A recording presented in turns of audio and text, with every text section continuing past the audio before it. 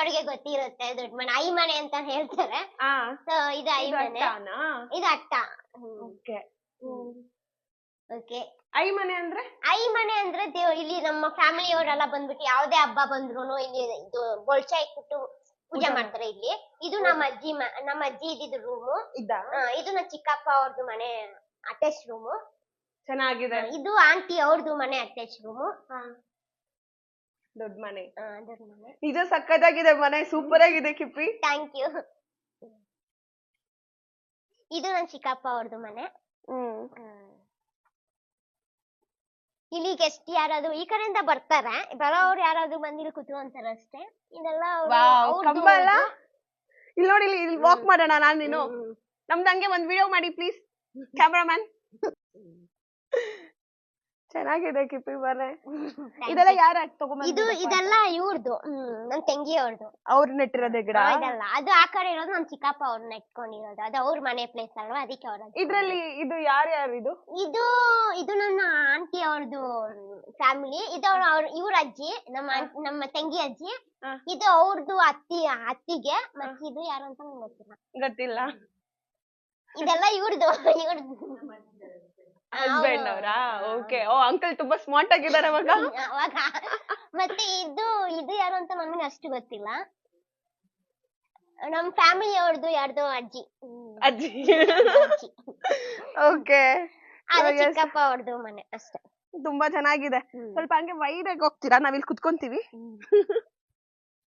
ಮತ್ತೆ ಕಿಪ್ಪಿ ಹೇಗಿದೆ ಲೈಫ್ ಎಲ್ಲ? ಚೆನ್ನಾಗಿ ನಡೀತಿದ್ಯಾ? ಲೈಫ್ ತುಂಬಾ ಚೆನ್ನಾಗೂ ಇದೆ. ಆಗಾಗ ಅವ್ರ ಇವರಿಂದ ಸ್ವಲ್ಪ ಬೇಜಾರಾಗಿ ಅಳೋದು ಸೀನುಗಳು ಇದೆ. ಗೋಲಿ ಅವ್ರಿಗೆ ಗೋಲಿ ಹೊಡಿತಾ ಇರ್ಬೇಕು, ಮುಂದೆ ಹೋಗ್ತಾ ಇರ್ಬೇಕು ಅಷ್ಟೇ. ಮತ್ತೆ ಕಿಪ್ಪಿ, ಇನ್ನೊಂದ್ 2 ವರ್ಷ ಮದ್ವೆ ಆಗ್ಬಿಡ್ತೀಯಾ? 2 ವರ್ಷ ಆಮೇಲೆ ಮದ್ವೆ ಆಗೋಣ ಅಂತ ಇದೀನಿ ಅಷ್ಟೇ. ಹಾಗೆ ಆಗ್ತೀನಿ ಅಂತ ಗೊತ್ತಿಲ್ಲ, ಅದು ನಮ್ ಬಿಟ್ಟಿದ್ದು. ಬಟ್ ನಮ್ ಕಿಪ್ಪಿ ಒಳ್ಳೆ ಹುಡುಗ ಸಿಗ್ಬೇಕಪ್ಪ. ಒಳ್ಳೆ ಹಾರ್ಟ್ ಇದೆ, ಒಳ್ಳೆ ಹುಡುಗ ಸಿಕ್ಕಿದ್ರೆ ಫುಲ್ ಖುಷಿ ಆಗತ್ತೆ. ಹೌದು. ಮತ್ತೆ ನಿನ್ಗೆ ಫೇವ್ರೆಟ್ ಫುಡ್ ಯಾವ್ದು? Favourite food mutton biryani. Mutton biryani ನೀನೇ ಮಾಡ್ತೀಯಾ? ಇಲ್ಲ, ಅಮ್ಮ ಮಾಡ್ತಾರೆ. ನಿಂಗೆ ಕುಕಿಂಗ್ ಬರುತ್ತೆ? ಬರುತ್ತೆ, ಆದ್ರೆ ನನ್ನ ಇಷ್ಟ ಬಂದಾಗ ಮಾಡ್ಕೊಂಡ್ ತಿನ್ನಕ್ ಬರುತ್ತೆ ಹೊರತು ನೀವ್ ಹೇಳೋ ತರ ಬರಲ್ಲ. ನನ್ನ ಇಷ್ಟ ಬಂದಾಗ ನನಗೆ ಏನ್ ಮಾಡಕ್ ಬರುತ್ತೆ ಹಂಗ್ ಮಾಡಕ್ ತಿಂತೀನಿ ಅಷ್ಟೇ. ಮ್ಯಾನೇಜ್ ನಾನು ಹೊಟ್ಟೆಗೆ ನಾನು ಮ್ಯಾನೇಜ್ ಮಾಡ್ಕೋಬಹುದು ಹಂಗೆ. ಕಿಪ್ಪಿ ತುಂಬಾ ಚೆನ್ನಾಗಿ ಮಾಡುವಂತ ಫುಡ್ ಯಾವ್ದು? ತುಂಬಾ ಚೆನ್ನಾಗಿ ಮಾಡೋದಂದ್ರೆ ಗೊಜ್ಜು ಮಾಡ್ತೀನಿ.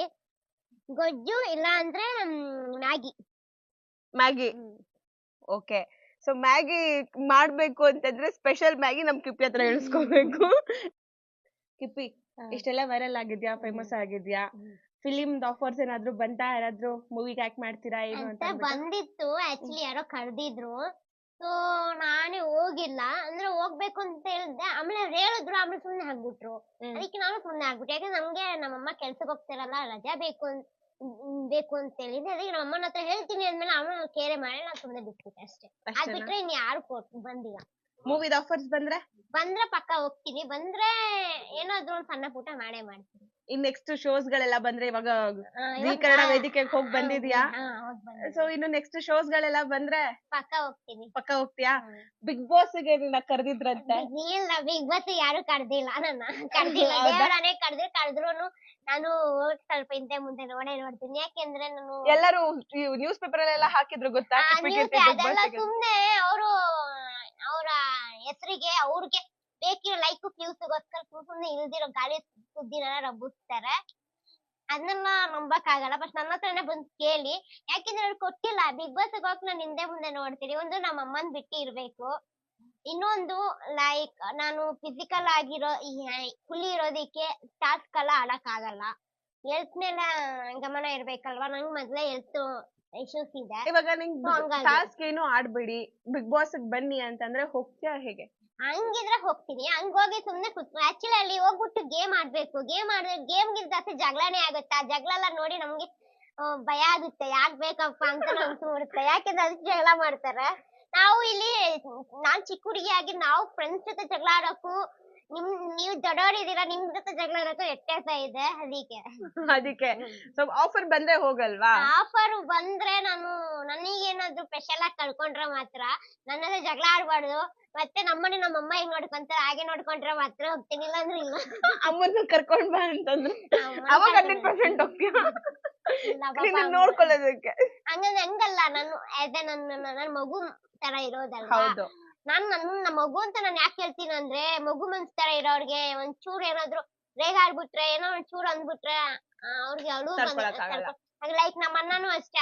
ಏನೋ ಜಗಳದಲ್ಲಿ ನಮ್ಮ ಅಣ್ಣ ಏನಾದ್ರು ಅಂದ್ಬಿಟ್ರೆ ಅಂತೂ ನಂಗೆ ತುಂಬಾ ಬೇಜಾರಾಗ್ಬಿಡುತ್ತೆ.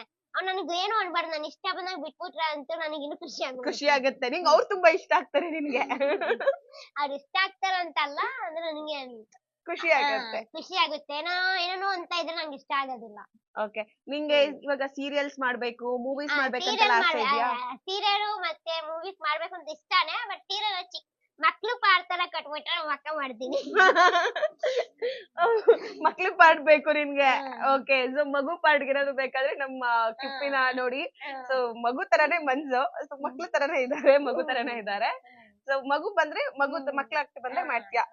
ಓಕೆ, ಅಂಡ್ ಫೈನಲ್ ಆಗಿ ಕಿಪ್ಪಿ, ನೀನೆಲ್ಲ ಟ್ರೋಲ್ ಮಾಡುವಂತ ಆ ಟ್ರೋಲರ್ಸ್ ಗಳಿಗೆ ಏನ್ ಹೇಳಕ್ ಇಷ್ಟ ಪಡ್ತೀಯ? ಅಂದ್ರೆ ಒಳ್ಳೆ ಟ್ರೋಲರ್ಸ್ ಗೆ ಓಕೆ, ನೆಗೆಟಿವ್ ಆಗಿ ಮಾಡೋರಿಗೆ ಹೇಗೆ, ಅಂದ್ರೆ ನಿನ್ನ ಒಂದು ನಾನು ಪಾಸಿಟಿವ್ ಮಾಡೋರಿಗೆ ಹೇಳಕ್ಕೆ ಥ್ಯಾಂಕ್ ಯು ಅಂತ ಹೇಳಕ್ ಇಷ್ಟ ಪಡ್ತೀನಿ. ಮತ್ತೆ ನಾನು ಈ ಸಂದರ್ಭದಲ್ಲಿ ನಂಗೆ ತುಂಬಾ ಯಾರನ್ನ ಜ್ಞಾಪನ ಆಗತ್ತಂದ್ರೆ, ಅವ್ರ ಕಂಟೆಂಟ್ ಕೊಟ್ಬಿಟ್ಟು ನನಗೆ ಹೇಳ್ಕೊಟ್ಟಿರೋ ಅಂದ್ರೆ, ಇವಾಗ ಅಯ್ಯೋ ನೀನ್ ಅಂದ್ರೆ ಇಷ್ಟ ಇಲ್ಲ ಅಂತ ಹೇಳ್ಕೊಟ್ಟಿದ್ ಭರತ್ ಅಣ್ಣ. ಅವ್ರನ್ನ ಅಂತೂ ಮರೆಯಕ್ ಆಗಲ್ಲ ಲೈಫ್ ಅಲ್ಲಿ. ಯಾಕೆಂದ್ರೆ ನಾನು ಸುಮ್ನೆ ಪಾಡಲ್ಲಿ ಇದ್ದೆ. ನನ್ ಪಾಡ ಅಂದ್ರೆ ಅವರು ಟ್ರೋಲ್ ಆಗಿದ್ದು ಅವರಿಂದ ಟ್ರೋಲ್ ಆಗಿಲ್ಲ, ಬೇರೆಯವರಿಂದ ಟ್ರೋಲ್ ಆದಾಗ ಅವ್ರು ಬಂದು ನನಗೆ ಕಾಲ್ ಮಾಡಿದ್ರು. ನನ್ನ ಪ್ರಾಬ್ಲಮ್ ಏನು, ನಾನು ಏನು ಅಂತ ಅವ್ರು ತಿಳ್ಕೊಂಡ್ ಆಮೇಲೆ ಅವರು ಸಿಸ್ಟರ್ ಅಂತ ನನ್ನ ಹೆಸಪ್ ಮಾಡ್ಕೊಂಡ್ರು. ಮತ್ತೆ ಆಮೇಲೆ ಅವರು ಹೇಳಿದ್ರು ಇದೊಂದ್ ಸುಮ್ನೆ ಕಂಟೆಂಟ್ ಕೊಡ್ತೀನಿ ಮಾಡು ಅಂತ. ಸೊ ಹಂಗಾಗಿ ನಾನು ಒಂದ್ ಕಂಟೆಂಟ್ ನ ಸುಮ್ನೆ ಅವ್ರು ಕೊಟ್ಟಿದ್ನ ನಾನು ಸುಮ್ನೆ ಮಾಡ್ದೆ.